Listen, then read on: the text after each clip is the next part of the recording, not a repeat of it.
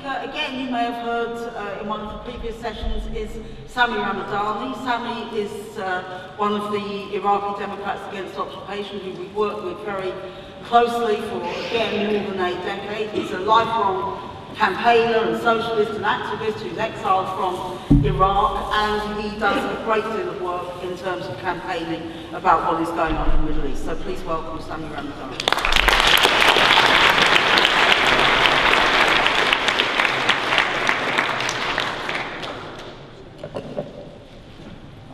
Apologies to Tony Benn behind me. I'm standing in front of him, a great man.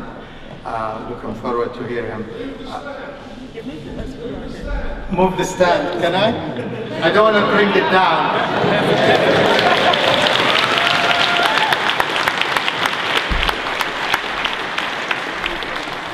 Thank you for the suggestion. You're probably fed up with me by now, having addressed the Syria session earlier on. On Iraq in specific, this was supposed to be a war headlined as a war of a humanitarian nature, that you go to war to save the people. And the only way ultimately to judge it, not just to go back to the stop the war leaflets and campaigns and the numerous writers who warned against its results, but look at the facts. And the facts in Iraq are as follows. Terrorism is rife in Iraq where it didn't exist before. It's killing thousands of people every month. And this is really the results of organizations that were created by the occupation itself after 2003 and given free hand to spread sectarian tensions and also not to target US forces occupying Iraq. Corruption. Iraq is one of the most corrupt states in the world, with competing political forces, again, variously allied and supportive of the US occupation. And part of the terrorism is the conflict between these political forces vying for power in Baghdad. Unemployment, extremely high. About half the adult population doesn't work anymore in Iraq.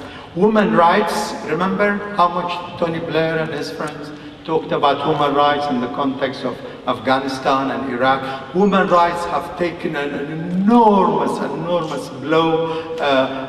Women are terrified to walk the streets after dark. And even during the day, sometimes they are too frightened to go out into this, including my two sisters who live and still live in Baghdad.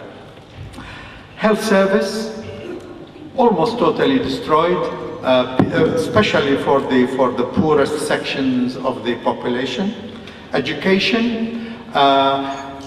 In 1973, Iraq was the first third world country to wipe out illiteracy.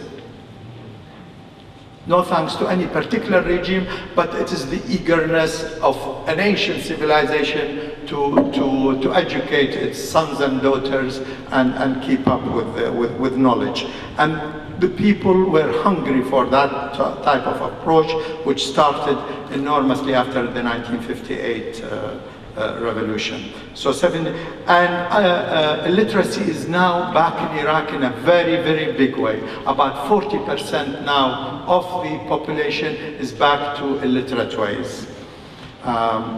And there is something quite important that the press does not, and the media does not mention, and what I call, and you might have heard me say this before, what I call the silent killers of the Iraqi people. And the silent killers include the use of weapons of mass destruction, chemical weapons, and so on in the context of Iraq. The United States and Britain used depleted uranium. Depleted uranium now contaminates a lot of Iraqi lands and waters. The rate of cancer has risen sharply, especially in areas where the United States and Britain use depleted uranium in a big way. Deformed babies' rates have risen enormously in the context of Fallujah and other places where some form of weapons, banned weapons, were used. The lack of electricity is not just the lights going out, by the way.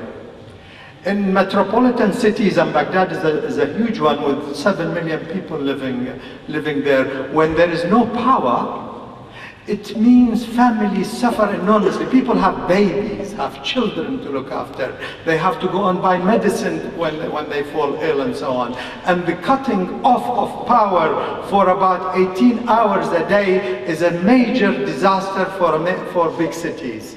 And the poor are the worst victims of such lack of. And by the way, during the sanctions, Iraq and the occasional bombing of power stations, that brutal regime, Saddam's regime, because it was threatened by imperialism, it tried to rely on Iraqi ingenuity and engineering skill to bring up power. As soon as they bomb it, people used to go and regenerate electricity. After the occupation, the United States made sure that there will be low functioning landline telephones because they blew up the main exchange of Baghdad after the occupation, not before it.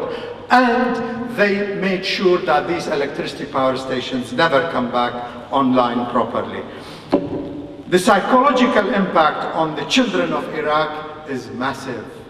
Imagine a country, 13 years of sanction, 500,000 of its children were killed because of these deadly sanctions. When they say sanctions against Saddam, no, they were sanctions against the Iraqi people, just like there are sanctions